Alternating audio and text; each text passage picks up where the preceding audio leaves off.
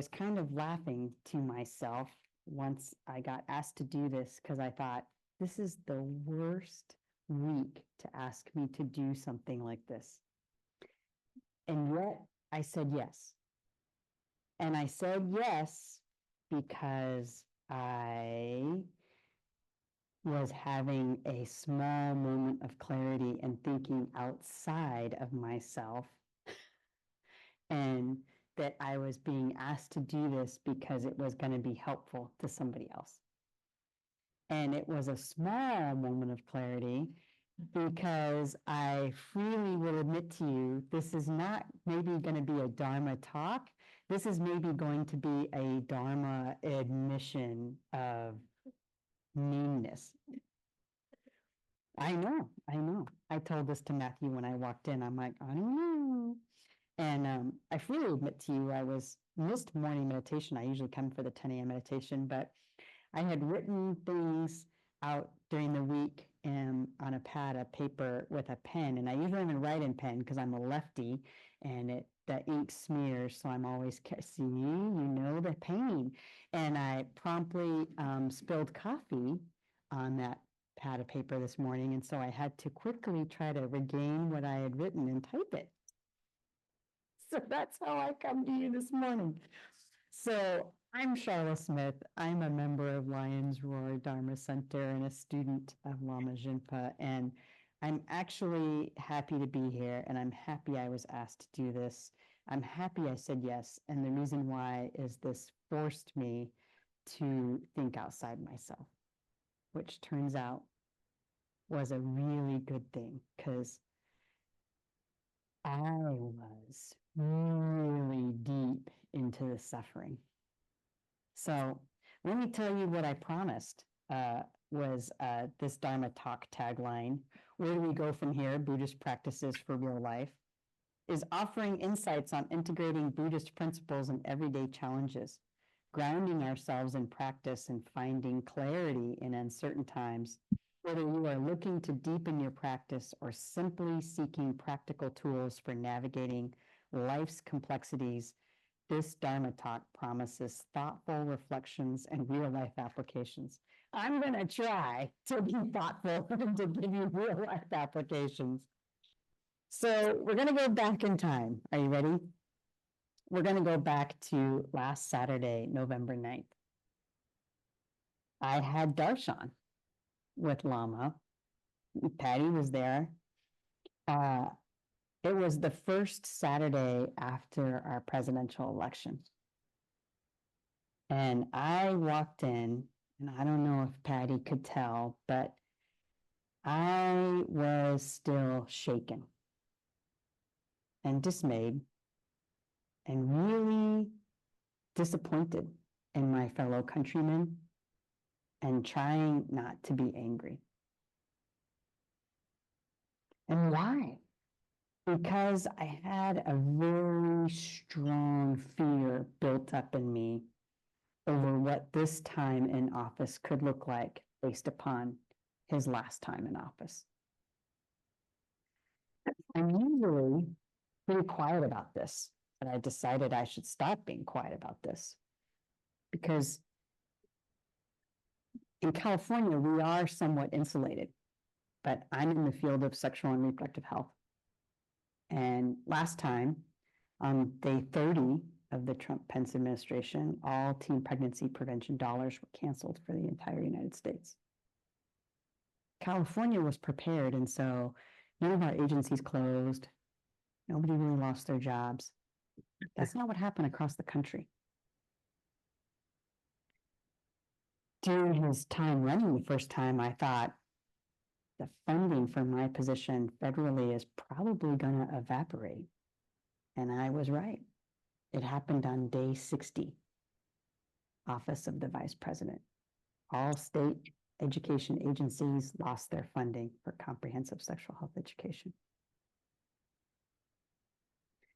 That time to now, you have states where nearly half of high school students report having sexual intercourse. Teen birth rates across the country are sky high. Teen STD rates across the country are sky high. California, we just reported our data on Friday, and we actually had another decline in our STD rates and our teen birth rates. Why? Because we are teaching comprehensive sexual health education. So we're giving our young people the skills they need and the knowledge to protect their sexual and reproductive health. I worked on that law a long time, and I work on it continuously to make sure that it's being implemented with fidelity and, accurately, and that we're remaining medically accurate and objective, and on and on and on, right?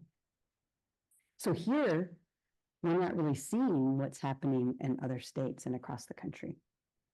But I was developing a fear. And so I don't work directly in politics, but I gave a lot of effort. In fact, the Sunday before the election, I wasn't even here because I was doing GOTV, right? Get out the vote. And I did, small things to large things. Oh, look, I'm not looking at my notes. Okay, I'm gonna go back. Don't worry, it's in my notes, don't worry. So I walk into Darshan, and I remember walking in and asking Rinpoche, I'm like, oh, I'm sorry, I didn't take off my shoes. Do I want to take off my shoes? And he's like, no, go ahead and just have a seat. And so I sat down and we did the prayers. And I looked at him and he looked at me. And we're both just silent, looking at each other. And I said, I'm here. That's all I have for you today. I don't have a question. I didn't bring something in my practice for us to chew on. I'm here and I'm wearing clean clothes. And I walked 5 miles this morning and I've had coffee. That's about all I can accomplish. And he looked at me and he's like, what's going on? And I said, a lot of what I just said to you. And he looked at me and he said, causes and conditions. We created the causes and conditions for this to happen. And now we need to create the causes and conditions for something else to happen. And I sat and I looked at him a little stunned, partially at the clarity and the ease with which he said it. And before I could even think, he complimented my shoes. And I'm like, what? Because my brain was working in such slow motion. I'm still stuck on causes and conditions for this? No, I don't think so. And what? Oh yeah, I do like these shoes myself, right? Because they're comfy. I reiterated to him how much I'd worked on this campaign, right? From local school board, I walked precincts, I phone banked for the mayor here, for school board and the Thomas and in West Sac and, all the way up, right? All the way up because, politics are local and national, right? And things that happen locally impact us. And so I'm actively involved, right? I'm involved in a lot of different areas. And so I worked on all that. I literally moved and wasn't even done unpacking because I abandoned the unpacking once my kitchen was done and I had most of my clothes unpacked. I was like, that's good enough. I can go work on campaigns because I can feed myself, I can cook, and I can wear clean clothes. I'm golden. Do I have anything else besides these 2 towels? No. Are the other ones in the box? Yes. Where is that box? I don't know. It's in my garage. Yeah, see, you know my plight. I have one good pillow. Where are the other ones? I don't know. They must be in those boxes in the garage marked pillows. But are they unpacked? No. But so I was like kind of camping in my own home because I'm like, I'm going to work on what is important, right? Everything else, right? So I said to him, I worked so hard on this, school boards all the way up, and I believe in the process and I believe in democracy. And I just thought things would be different. And Rinpoche looked at me and said, can you guys guess? Causes and conditions. So I looked at my shoes. I'm like, those are nice shoes. Right? Because I don't want to believe that causes and conditions got us here. I just don't want to, right? Because I'm fearful for what this means for our young people. So we discussed my fears, which, like I said, are many. I mean, there's my field, there's the environment, there's, science, there's all these things. And I have many fears. And I left Darshan. Thankfully, Patty was there, so I could talk to Patty for a little bit before I just strolled out into the universe, right? But I left, I got into my car, and I'm like, and those words were just kind of ping-ponging around my head, right? So now we're going to go back prior to Saturday. I woke up Wednesday morning. I didn't stay up late Tuesday night. I was like, okay, I got to get some rest, right? I have important things to do at work. So I got up Wednesday morning and I checked and I went, oh my gosh. And I freely admit to you, I usually walk 5 miles 6 days a week. And I was so shocked, I just sat down. And then I started looking at the local things and I just sat down. And then I finally took a shower, made coffee, got myself dressed for work. And then I texted my boss because we're supposed to be back at work Wednesdays and Thursdays in the office. And I said, are we coming to work? And he didn't reply back to me right away. And so I texted my buddy, I affectionately call her my work wife. And I was like, are we coming to work? And she said, you better get your, we're being filmed, expletive ruler in here because I need a hug. And I said, I'm on my way, right? And I realized in preparing for this talk, I wasn't on my way for me. I was on my way because what she said, right? I need a hug. And we did have a meeting with the county office of ed. And I come in, and because I drove and didn't take public transit and had to look for parking, it took longer. And so I walk in and she's texting me on my way in and saying, look, I started the meeting, just come in, where I am. And so I walk in and, we're on film, on camera, on Zoom, but it doesn't matter. And she looks at me and I look at her and I just give her a big hug. And everyone on the call is like, oh, that's what I need. And I'm like, you guys are together too. Like, you guys can love each other. And they were like, you can. And so we kind of stopped the meeting for a minute and talked about it. And then, Wednesday went on kind of a blur. Every meeting I started, every meeting I had was kind of like, now what? Right? And because of my field, right? It's because the field I'm in, right? People are worried. And then, well, we'll get to that.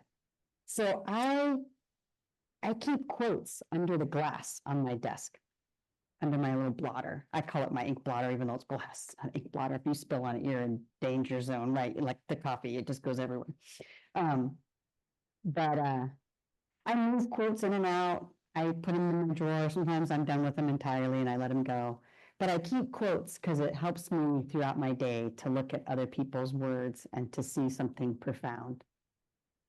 And so I was staring at my desk, and these are the 2 quotes I have currently under there. Are you ready? We are what we think. All that we are arises with our thoughts. With our thoughts, we make our world. The Buddha.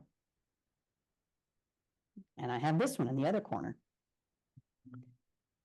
All the happiness there is in the world comes from thinking about others. And all of the suffering comes from preoccupation with yourself. Shantideva.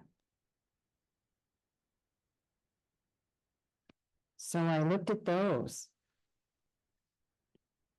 And then we realized Thursday was a blur. Every meeting I started, people were like, holy moly, what are we doing? Right? What are we doing? Friday. Saturday, I was supposed to return back to unpacking my house, fixing my closet, doing stuff. And you know what I did? None of that. None of it. And I'm usually very self-motivated, little go-getter, do. And you know what I did? I sat on my butt. And I was like, whoa, now what? Because I, like you, I have young people in my life. I don't have any of my own children, but I have nieces, I have nephews, we have kids around here, right, that we see, we love, we enjoy. And then Monday was a holiday, right? A holiday for our veterans, right? I have veterans in my family. I'm sure you all have veterans in your family, right? And, like I said, I had darshan and, all that off, right? And I came here on Sunday for the nuns and to see the dancing and to hear about the, 8 verses of training the mind. And it's not like I've never heard it before, just like all of you. It's not like this is the first time of you hearing it before. And I had a hard time concentrating. I was sitting right over there, right behind you. And I was like,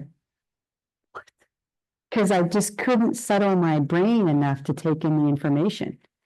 And I remember kind of just thinking, I don't know. And, Magdalena was here with little Milito, and poor little guy was just fussing up a storm, right? And so all of a sudden, Shanti Deva's words came into my mind, and I turned around and I looked at Magdalena and I was like, me? Do you want me to take a round with the little one? Because, sometimes when you're the mom, you just want to hand off the crying one, right? And she was like, yeah. And so I got him and tried to, do my best to get the little critter unfussed, and it made me feel better, right? Because I wasn't concentrating on what the nuns were talking about anymore. I was concentrating on little Milo and trying to make sure Milo felt better and Milo felt good. And, why was he fussing? I don't know. I just think it would be as frustrating as heck being a baby. Are you kidding me? You want and you need stuff and you can't say a dang thing. I have such compassion for babies because I'm like, I know. It's like we don't know either, we try a few things and you're like, no, I'm still crying because why can't you figure it out, you dumb big human? And I'm like, I don't know. Right? It's like I just have compassion for little ones, right? Because they're trying and we're dopey, right? So I was holding it barely together, and thankfully I talked to Connor. Connor and I reconnected and chit-chatted and hung out, and I started to feel better and went home and, worked on a few things, not the main thing I should have been doing. But I was really stressed out because on Tuesday I was having a huge statewide meeting with, over 60 organizations that do what I do, sexual and reproductive health. And on Friday, I made the decision with the steering committee to scrap the agenda and to just let people share and to have a safe place to share and to hear and to be and to hear each other. And I felt really good about it when that day was over.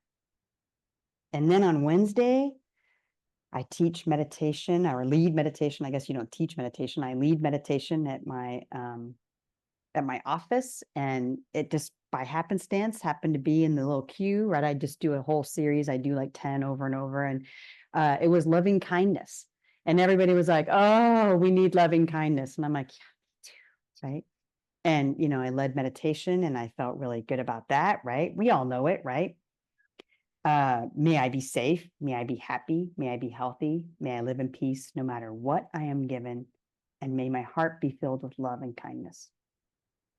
So I said all those things to myself, to my community, to everyone else. And you know what? They weren't really sinking in. So on Thursday, had a big meeting with all the health framework people, all the people around the entire state. And we call this our community of practice meeting. And similar to the meeting on Tuesday, really about creating a safe space for us to hear and to be heard, and then to go over the law and all its nuances. And I started to feel pretty good by the end of the week. And, thinking like, I'm doing a good job. I'm, creating these places and, allowing this to happen and everything else. And then what did I start to realize? It was a little black spot in here that was growing every day I did these things. Let me explain. So here we are, right? In the book Mindful Politics, McLeod states that politics are really about how we live together as human beings. And all spiritual practices point to one simple but profound truth about human life: that only love leads to peace. Hatred never does. This is true for nations as it is for individuals. So I promised you in the beginning this was going to be more of a Dharma admission than a Dharma talk. So here's the admission. I spent all those 2 weeks stuck in an us versus them mentality. Or rather, me and mine versus everybody else. Those people, right? Those people who voted for this, those people who pervade in untruths, those people who don't believe in science, those people, those people, those people, those people. And you know what I realized? That's not going to work. It's not going to work now. It's not going to work in the future. So when I'm searching, I do read, right? I look to things. And Connor knows I unpacked 13 boxes of books. I have a freaking library at my house, and they're not small boxes. I unpacked 13 boxes of produce boxes of books. Yes, thank you to our fellow Sangha members, because I'm telling you right now, man, I literally borrowed a dolly from Bill, and I never would have gotten him into my house without Bill's dolly. So when I look back at McLeod says the keys to change are forgiveness, awareness, kindness, and selflessness. And individual transformation is the basis for societal transformation. So what I realized is I was trafficking in what's commonly called the 4 horsemen of the apocalypse. And not the 4 horsemen of the apocalypse of biblical times, but from the Gottman Institute, from the Gottmans, right? Anyone who's ever, looked at any kind of couples communication, right? The 4 horsemen of the apocalypse of a relationship are criticism, contempt, defensiveness, and stonewalling. And you know what? I was doing all of those. Criticism, attacking people's character who voted in ways that I didn't appreciate. Contempt, assuming I had a moral superiority to these people. Defensiveness, it's really just a way for us to blame others for something that we should be taking responsibility for, right, when we're defensive.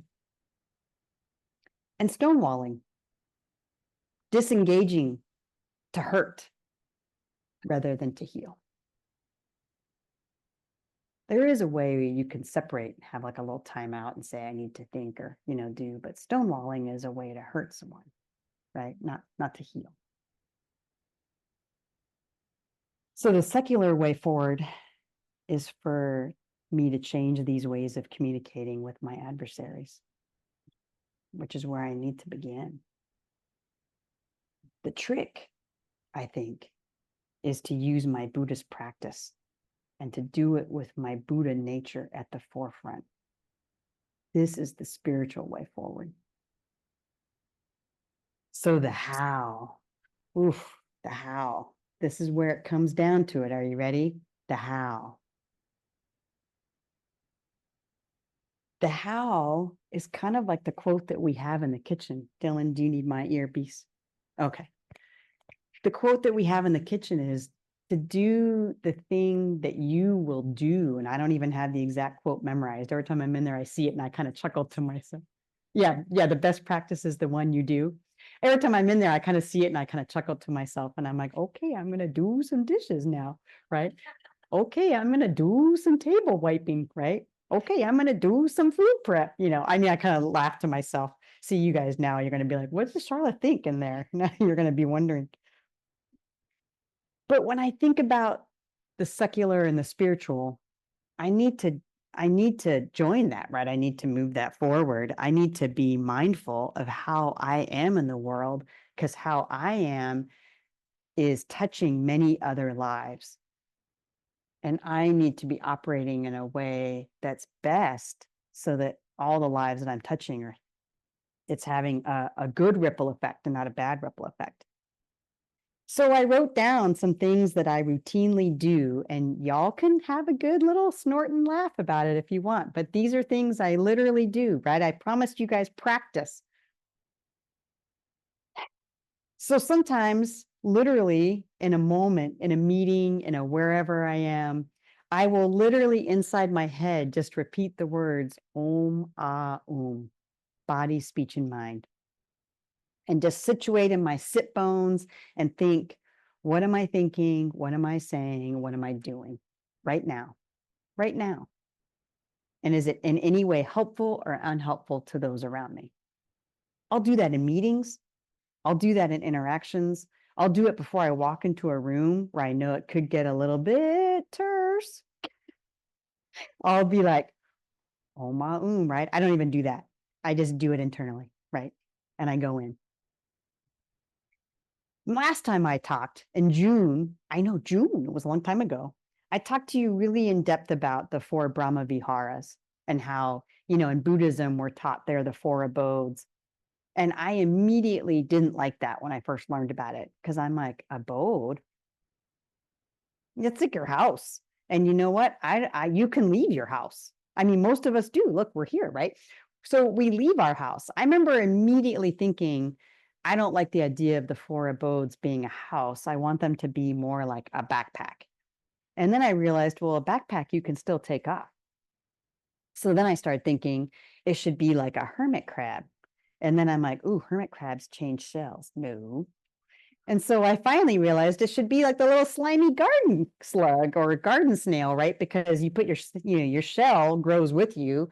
And as you grow in age, your shell grows in ages. And then when you die, your shell is your shell, kind of like this body.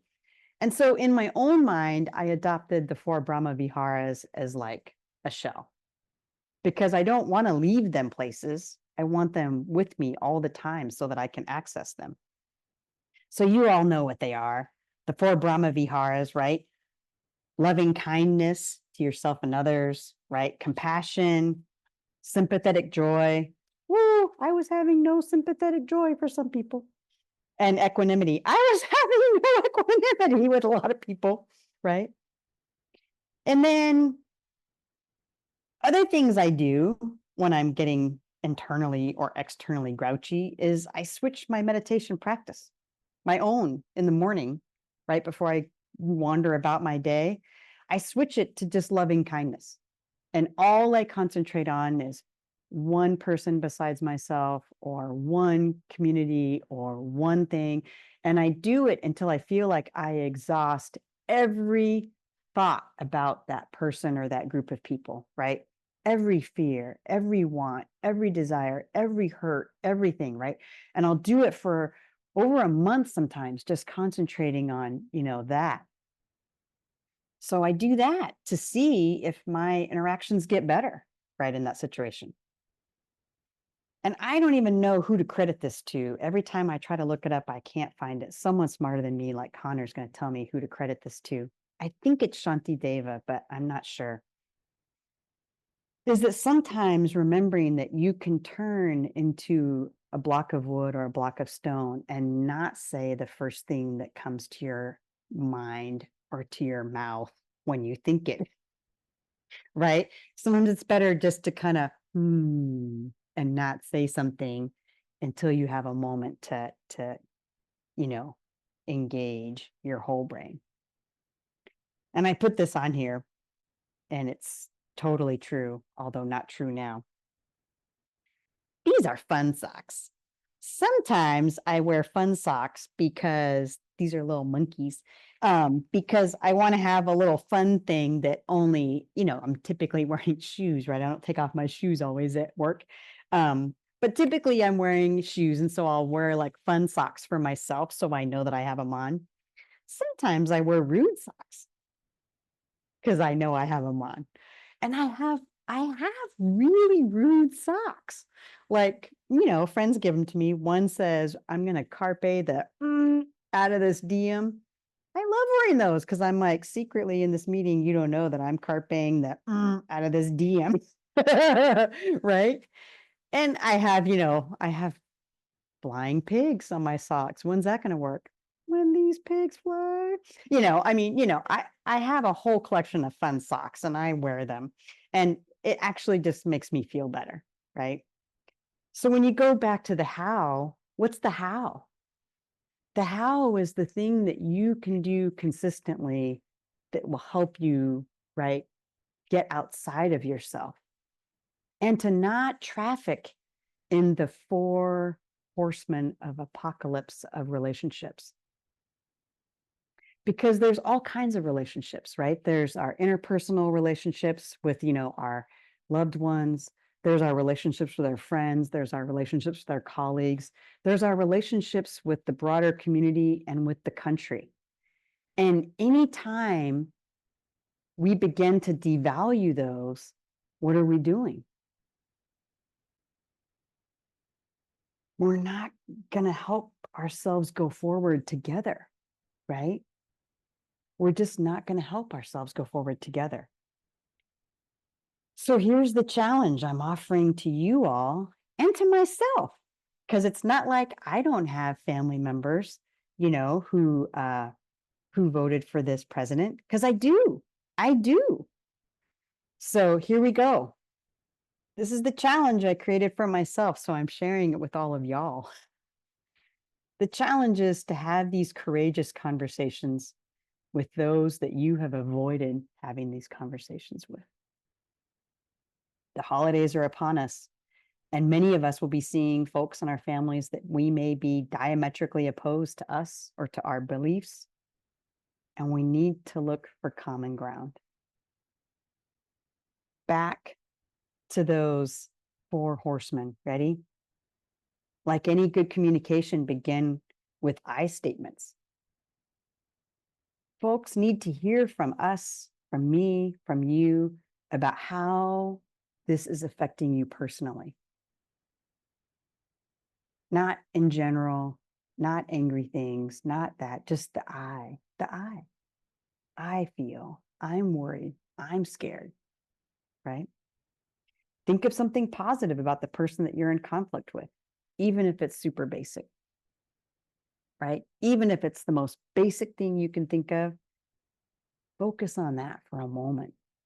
Even if the only thing you two share is a love of crazy socks, that is something, because not everyone will wear socks that say carpe that out of this diem.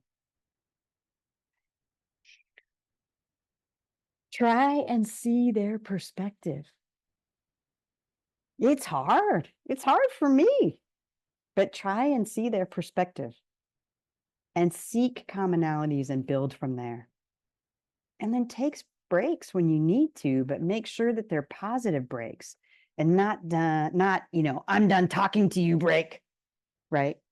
Because that, again, seeks to hurt and not to heal. And you know how fond I am of quotes. So, I have that little book, the quotes of the Dalai Lama, and I just sometimes leave it on my coffee table so I can just walk by and pop it open.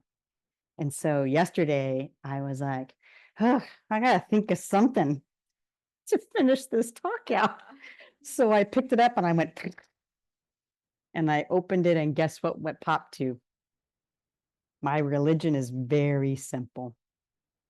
My religion is kindness. The Dalai Lama.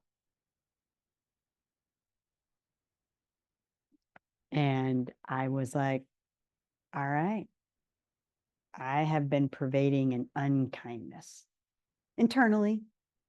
You didn't know it. You didn't see it. Like I said, this was not a Dharma talk. This was more of a Dharma admission. So that's my challenge to all of us, is that we have to begin with ourselves and then with everything that we touch from the inside out. And I hope to never lose my humanity so much that when I'm asked to do something, that even if it's, outside of what I was thinking, is that I have to recognize I'm being asked for a reason. Just to say yes if you absolutely positively can, right? And you know what? This was good for me. This made me realize what I was doing so that I could stop doing that. So that's what I promised y'all. And I want to say the final thing, right, is that Lama Go kept saying to me, causes and conditions, causes and conditions. Well, I can be a good cause, or I could be a bad cause, or I could be a good condition, or I could be a bad condition. And I have to recognize that I have that ability within myself to do that. I'm going to be a good cause. I'm going to be a good condition. And I'm going to not engage in the 4 horsemen of apocalyptic behavior in relationships. And I'm actually going to seek to understand, to hear, right? To be, because we have to be in community, right? And thank goodness for my library. Otherwise, I would never have a book like, Mindful Politics that I could look at during this last week, right? So that is my Dharma admission for all of you. Are there, Dylan, did you see something? No? Okay, I thought you had a question. Is there a question? Yeah. I respectfully disagree that it's a Dharma admission instead of a Dharma talk, Okay.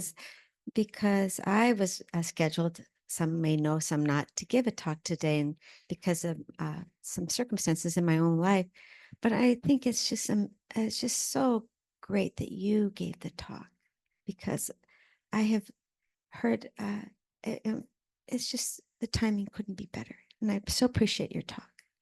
So I just wanted to tell you, I so appreciate you and I appreciate your talk. It's definitely going to stick with me. So thank you, Sharla. So anyway, that's my comment, but maybe others here would like a comment too, or a question.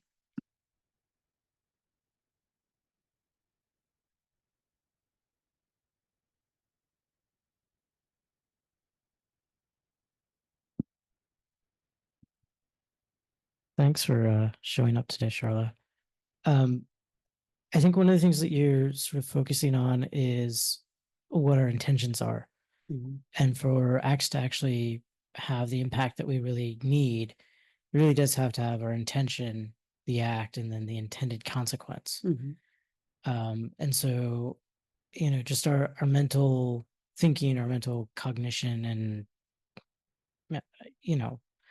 chewing on something for a while doesn't mean that we're going to make actions, that we're going to affect others, that we're going to do something other than just think about it.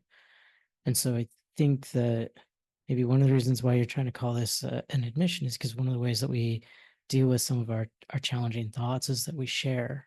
And that sort of brings the I do two things that I love, dancing and dogs, and I made them into a successful business. we're doing.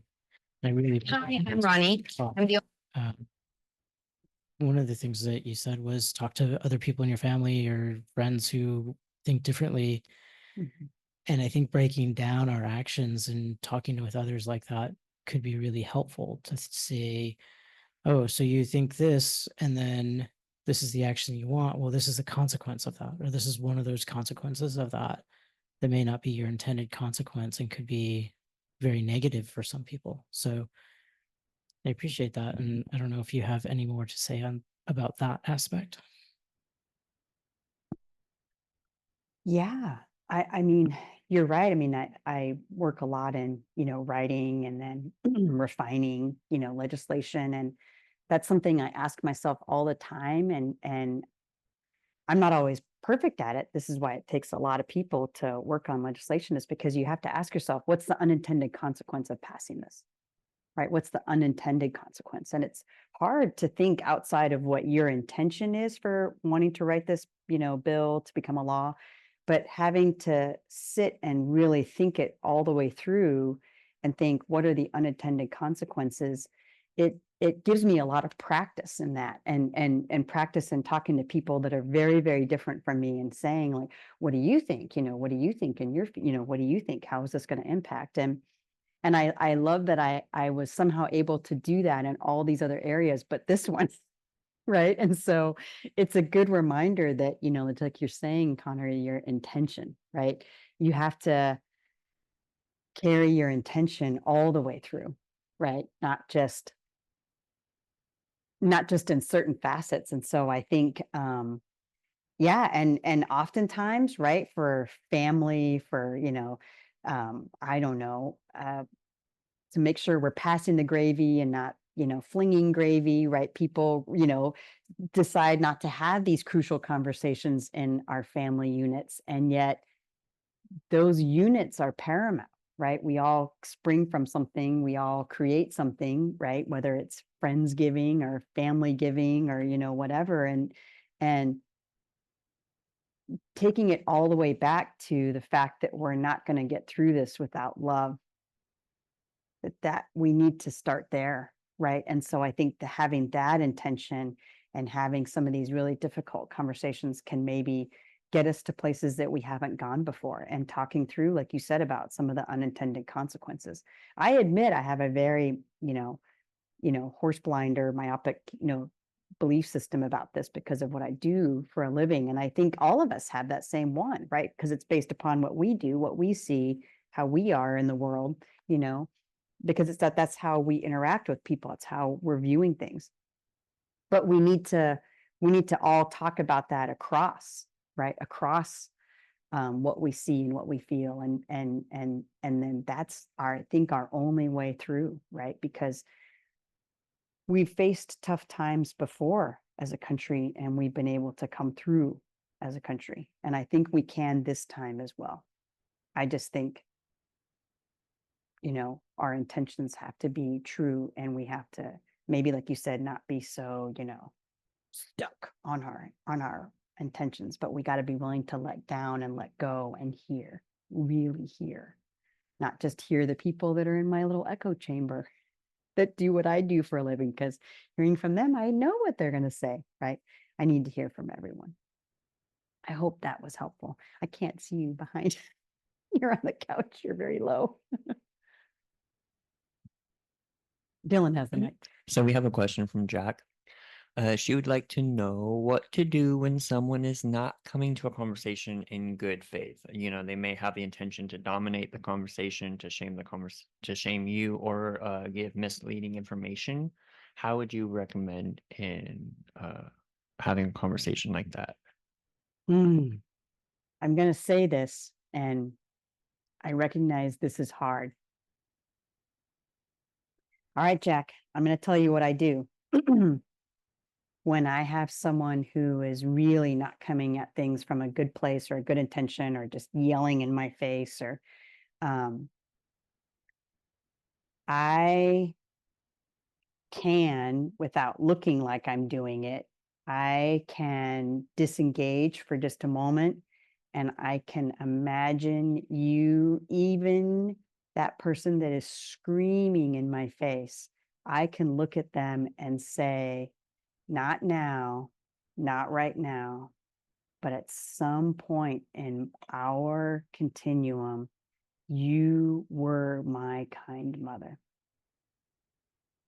And you cared for me, and you fed me, and you clothed me, and you held me. And that's why I'm here right now with you in front of me, yelling at me. That's how we are right now. That isn't how we have always been. And somehow in that moment, it loosens something in my chest, and I'm able to just relax and give that person grace. And sometimes if they're really being mean and nasty, there's no part of Buddhism that says you need to lay on the ground and be a doormat, right? There is no part of Buddhism that says that.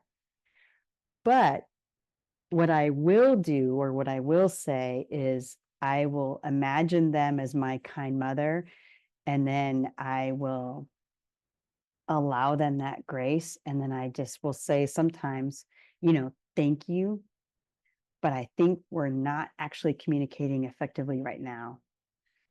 Let's try again later. And I'll let it be. Even, people in my profession, people in my world, I'll be like, I don't think we're communicating effectively right now. I'm like, let's take a moment, take a break. Maybe we should pick this up again later. And I set a time to do it. It's not like I just say this blank thing and just be like, good, go away from me, right? I set a time and I hold me and them to it. And oftentimes you can calm down and relax and come back. And then when they're away from me, I think to myself, those same things I said to you here. What do I have in common with this person? Where are they coming from? I got to understand their perspective. How come they're acting like this? I do not know, but I try to let go of the hurt and the protecting myself and the anger. And I just try to get down to those baseline questions so that when we do come back together, I'm ready. And I say, I think that you have a strong, strong need to protect your child. I understand. I'm trying to do that for all 5.8 million K-12 kids. Let's talk about yours, right? I don't know, Jack, if that was helpful, but that's what I do. But I don't let myself off the hook. I don't just say, we're not communicating and I go away from you. I put myself on the hook. I make sure we come back together. Oh, Susan.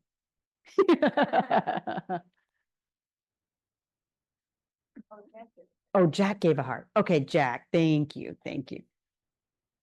No, Susan won't mind that you said that. Okay. Other, what is, Rinpoche says, questions, concerns, comments. Complaints, yeah. Questions, concerns, comments, complaints. Other complaints. Thank you, Connor.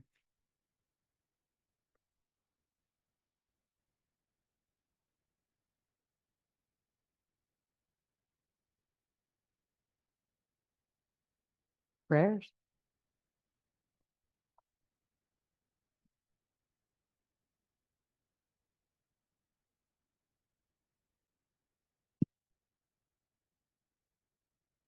Due to the merits of these virtuous actions, may I quickly attain the state of a Guru Buddha and lead all living beings without exception into that enlightened state. May the supreme jewel bodhicitta that has not arisen arise and grow, and may that which has arisen not diminish but increase more and more. In the land encircled by snow mountains, you are the source of all happiness and good. All powerful Chenrezig Tenzin Gyatso, please remain until samsara ends. May the teachings of the Buddha flourish, and may the upholders of the teachings remain forever. May all migrators achieve happiness, and may they fulfill all their temporary and ultimate goals. Losang, magical display of the deep awareness of all the victorious ones, merciful giver of a stream of profound and vast instructions to the fortunate migrators, please remain always unperishing, unchanging, unfading. Avalokiteshvara, great treasure of objectless compassion, Manjushri, master of flawless wisdom, Vajrapani, destroyer of the entire host of Maras, Sankapa, crown jewel of the snowy land sages, Losang Drakpa, and make requests at your holy feet. So we have announcements. Yeah. So actually I just wanted I don't think Sharla knows because you came for the talk, but the bookmarks came. And so I just wanted to kind of hand it off to you about membership. Wow. Has everyone seen the bookmarks? Has people not seen the I bookmarks? could go get them. Yeah, can you? While you talk, I'll go get 'em. Okay. So yeah, we had bookmarks made up and printed, the membership committee of which raise your hand. Max is like, I'm not gonna raise my hand. Max Max is like, Max, Bill, Jennifer, me, Susan. I think you're on. You're on. Okay.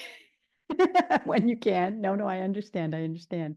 So we created bookmarks for a bunch of reasons, right? They're small, you can take them with you, they're portable, you can have them on you. But the main reason why is because we want us to continue to grow as a community and as a family. And so what's on the bookmarks are some nice little, there we go. I'll make sure to pass them around too. So what we have on here is really, oops, there we go. Burp, burp, burp. We have the quote from Lama, which says exactly that. The best practice is the one you actually do, the one that I couldn't remember, the one that Patty reminded me of. But really talking about, what are we doing here, right? What are we doing here at Lions Roar, right? So pure view, meditation, action, motivated awareness, contemplative experience, living mentally strong, seeing things as they are, the middle way community, a safe place to learn, and an integrated life. And then we have the broader ones, right? The postcards, right? For about your community temple. And the reason why we're saying it like that as your community temple is because this is a family. It's a different type of family. It's not a family you were born into. It's a family that you came to, that you found, that you belong to. And we talk about all the things that are happening here and that we're all inspired by compassion and all the different classes and programs that happen. And, part of a family is keeping a family going. And that means sometimes laundry. And laundry has to happen, right? Washing dishes has to happen. Cutting the lawn has to happen. All those things that we tend to think about is not as maybe the first thing when you think about family. You're like, I want to eat. I want to, hang out. I want to have movie nights. I want to pop popcorn. But you know what? Sometimes it's mowing the lawn, right? Somehow Matthew talked me into it. I still cannot figure out how that happened. Sometimes it's mowing the lawn. And so I know, woo, me and Max have been the lawn mowing buddies. Yeah, we've been going at it. So we're saying all this to say, we welcome you. We want you to be a member of our family. We want you to join. And whatever that looks like, if you want to come for the fun, come for the fun. If you want to come for the fun and hang around and wash dishes, cut the lawn, help make food, help bring food, help eat food, all of that is good. And there's also QR codes on both of them because families also have to subsist on actually having and generating money because we need to keep the lights on, we need to keep the lawns mowed, we need to keep food flowing, we need to do all these fabulous things that we're doing. So whether you can give of yourself, your time, some of your hard-earned cash, whether it be small, whether it be large, all of it is welcome, just as all of you are welcome. And I promise you that I will continue to give Dharma talks when asked, maybe not Dharma admissions, maybe just Dharma talks, and that we're going to continue to grow together forward with love and not leaving anyone out and not thinking anything, no 4 horsemen of the apocalypse of relationships. So I'm letting that down. I'm putting it down, putting it down. So please, please, please feel free to grab one or one of each and look at them, because I think you'd be surprised how many things are happening here on days that you're not here. And then you might be here on those days. So thank you from your membership committee. I have one other thing.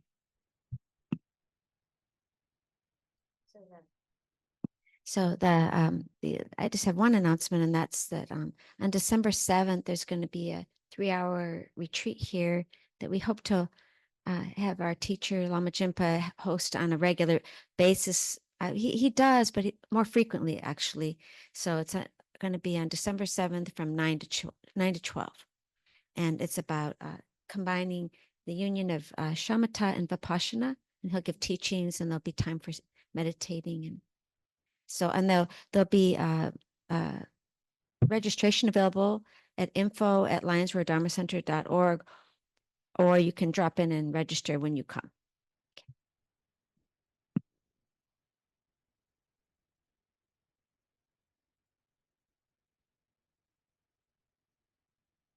Alan was nice enough to donate a bunch of blankets. So just getting colder right now. If y'all get cold in the Gampa, in the back corner side point, there is a shelf and there's a bunch of rolled blankets underneath. So please feel free in the future to grab yourself a blanket, stay warm. Omo araya pazayana indi Om araya pazana indi Om